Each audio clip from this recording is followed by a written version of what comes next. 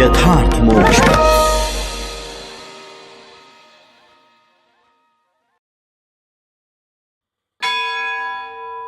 नवम अध्याय।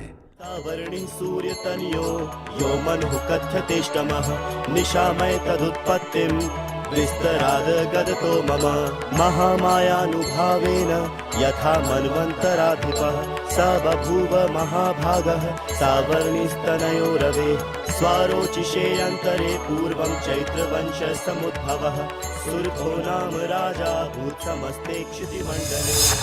निशुम्भ बध। অর্ধ অম্বিকা ও অর্ধ মহেশ্বর এই মিলিত অর্ধাম্বিকেশ্বর মূর্তিতে বিরাজিতা জগদম্বার শ্রী বিগ্রহকে আমি নিরন্তর আশ্রয় করি।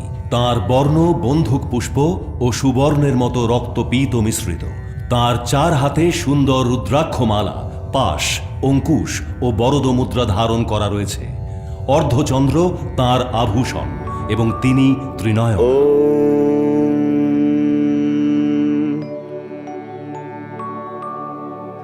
बन्धूक काञ्चन निभं रुचिराक्षमालां पाशाङ्कुशौ च वरदां निजबाहुदण्डैः बिभ्राणमिन्दुशकलाभरणं त्रिनेत्रमर्धाम्बिकेशं निशं वपुराश्रयामि।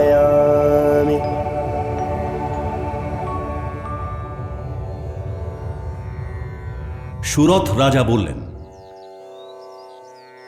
হে ভগবান, আপনি রক্তবীজের বধ সম্পর্কিত দেবী চরিত্রের অদ্ভুত মাহাত্ম্য আমাকে বললেন। এবার রক্তবীজ বধ হয়ে যাবার পর অতিশয় ক্রুদ্ধ শুম্ভ ও নিশুম্ভ যা করেছিল আমি সেসব আরো শুনতে ইচ্ছা করি।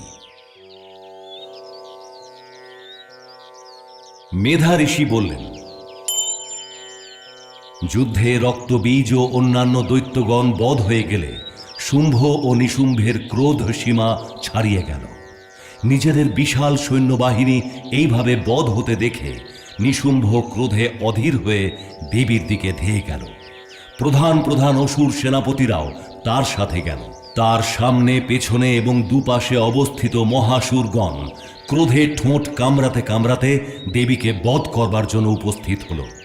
মহাপরাক্রমী শুম্ভ নিজের সৈন্যদলে বেষ্টিত হয়ে মাতৃগণের সাথে যুদ্ধ করে ক্রোধে চণ্ডিকাকে বধ করতে এলো। তখন দেবীর সাথে শুম্ভ ও নিশুম্ভর ঘোরতর যুদ্ধ আরম্ভ হল। এই দুই মহাসুর মেঘের জল বর্ষণের মতো ভয়ঙ্কর বাণ বৃষ্টি করতে লাগল।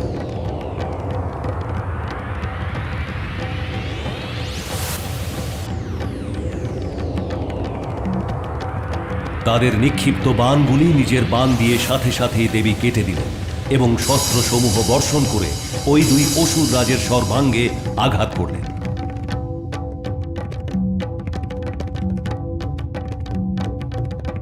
নিশুম্ভ শানিত খড়গ এবং উজ্জ্বল ঢাল দিয়ে দেবীর শ্রেষ্ঠ বাহন সিংহের মাথায় আঘাত করল।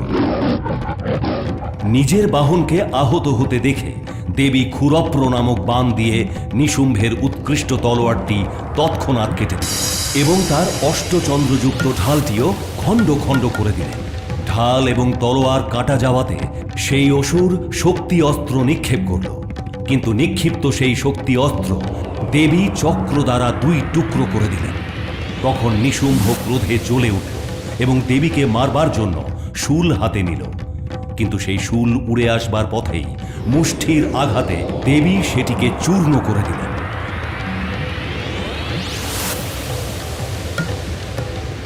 নিশুম্ভ তখন গদা ঘুরিয়ে চণ্ডিকা দেবীর দিকে ছুঁড়ে মারল, কিন্তু সেই গদাও দেবীর ত্রিশূলের আঘাতে ভেঙে ভস্ম হয়ে গেল। তদনন্তর কুঠার হাতে দৈত্যরাজ নিশুম্ভকে আসতে দেখে দেবী তাকে বাণসমূহ দ্বারা আঘাত করে মাটিতে ফেলে দিলেন। ভীম বিক্রম ভাই নিশুম্ভকে ধরাশায়ী হতে দেখে শুম্ভাসুর ভীষণ ক্রুদ্ধ হল এবং অম্বিকাকে বধ করবার উদ্দেশ্যে ছুটে গেল। রথারূঢ় হয়ে পরম উত্তম আয়ুধে সুশোভিত হয়ে নিজের বিশাল অনুপম 8টি হাত দিয়ে সমস্ত আকাশ ছেয়ে ফেলে শুম্ভ অদ্ভুত শোভা পেতে লাগল। শুম্ভকে আসতে দেখে দেবী চণ্ডিকা শঙ্খনিনাদ এবং অতীব অসহনীয় ধনুষ টঙ্কার করলেন। সঙ্গে সঙ্গে অসুর সৈন্যর তেজনাশক নিজের ঘণ্টার শব্দে 10 দিক পরিপূর্ণ করলেন।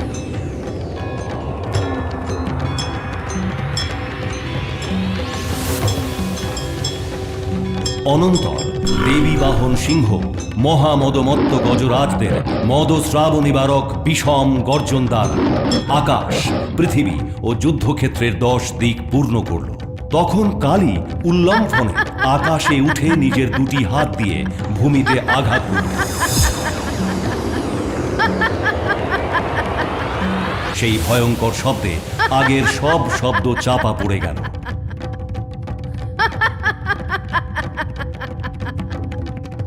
তারপর শিবদূতী দৈত্যদের পক্ষে মহা অমঙ্গলজনক ভয়ানক অট্টহাস্য করলেন। সেই শব্দে অসুর দল আতঙ্কগ্রস্ত এবং শুম্ভ অত্যন্ত ক্রুদ্ধ হল। সেই সময় যখন দেবী শুম্ভকে লক্ষ্য করে বললেন, রে দুরাত্মা, থাম থাম, তখন দেবতারা আকাশ থেকে জয়ধ্বনি করলেন, জয় হো, জয় হো। শুম্ভ সেই রণস্থলে এসে ভীষণ তেজ বিশিষ্ট ভয়ানক শক্তি অস্ত্র নিক্ষেপ করল। আগুনের পাহাড়ের মতো সেই শক্তি অস্ত্র আস্তে আস্তে দেবীর মহা উল্কা নামক অস্ত্র দ্বারা বিনষ্ট হল। সেই সময় শুম্ভের সিংহনাদে ত্রিভুবন ছেয়ে গেল। হে রাজন, সেই সিংহনাদের প্রতিধ্বনিতে বজ্রপাতের মতো ভয়ানক শব্দ হল, আর সেই শব্দে অন্য সব শব্দ স্তব্ধ হয়ে গেল। শুম্ভের দ্বারা নিক্ষিপ্ত বাণগুলি দেবী আর দেবীর ছোঁড়া বাণগুলি শুম্ভ নিজেদের ভয়ানক ভয়ানক বাণ দ্বারা শত সহস্র টুকরো করে দিল। তখন ক্রুদ্ধা হয়ে চণ্ডিকা শুম্ভকে শূল দ্বারা আঘাত করলেন। সেই আঘাতে শুম্ভ মূর্ছিত হয়ে মাটিতে লুটিয়ে পড়ল। ইতিমধ্যে নিশুম্ভের জ্ঞান ফিরে এলো এবং সে ধনুক হাতে নিয়ে বাণ দিয়ে দেবী, কালী ও সিংহকে আঘাত করতে লাগল।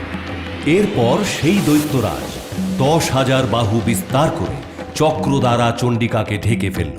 তারপর দুঃসহ পীড়াহারিণী ভগবতী দুর্গা কুপিত হয়ে নিশুম্ভের দ্বারা নিক্ষিপ্ত চক্র এবং বাণ নিজের বাণ দিয়ে কেটে ফেললেন। এই অবস্থা দেখে নিশুম্ভ দৈত্য সেনাদের নিয়ে চণ্ডিকাকে বধ করার উদ্দেশ্যে গদা হাতে নিয়ে তীব্র বেগে ধেয়ে গেল। সে যখন সামনে এসে পড়ল, তখন তীক্ষ্ণ শানিত খড়গ দিয়ে শীঘ্রই দেবী সেই গদাকে ছেদন করলেন। নিশুম্ভ তখন শূল হাতে নিল। দেবশত্রু নিশুম্ভকে শূল হাতে আসতে দেখে চণ্ডিকা একটি শূল অতি বেগে ঘুরিয়ে নিক্ষেপ করে নিশুম্ভের বক্ষস্থল বিদীর্ণ করে দিলেন। নিশুম্ভের শূলবিদ্ধ বুক থেকে মহাবল মহাবীর্য অন্য একটি পুরুষ দাঁড়াও দাঁড়াও বলতে বলতে বেরিয়ে এলো। সেই পুরুষ বের হওয়ার সময় তার আওয়াজ শুনে দেবী অট্টহাস্য করে খড়গ দিয়ে তার মাথা কেটে ফেললেন। সে তখন মাটিতে লুটিয়ে পড়ল। তারপর সিংহ তার ধারালো দাঁত দিয়ে অসুরদের ঘাড় ভেঙে মাংস খেতে লাগল। সে এক ভয়ঙ্কর দৃশ্য। ওদিকে কালী তথা শিবদূতীও অন্যান্য অসুরদের ভক্ষণ করতে শুরু করলেন। কৌমারীর শক্তি অস্ত্রে বিদীর্ণ হয়ে অন্যান্য মহাসুররা বিনষ্ট হয়ে গেল এবং ব্রহ্মাণীর মন্ত্রপুত জলের দ্বারা নির্বীজ হয়ে মৃত্যুমুখে পড়ল। অপর অনেকে মাহেশ্বরীর ত্রিশূলের আঘাতে ধরাশায়ী হল এবং বারাহী শক্তির মুখের আঘাতে চূর্ণ হয়ে ভূতলে পতিত হল। বৈষ্ণবীও তার চক্র দিয়ে দানবদের টুকরো টুকরো করতে লাগলেন। ঐন্দ্রীর নিক্ষিপ্ত বজ্রের আঘাতেও কত কত অসুর খণ্ড খণ্ড হয়ে গেল। কিছু অসুর শেষ হয়ে গেল। মহাযুদ্ধ থেকে অনেক অসুর পালিয়ে গেল এবং আরো কত অসুরকে কালী, শিবদূতী ও সিংহ খেয়ে ফেলে।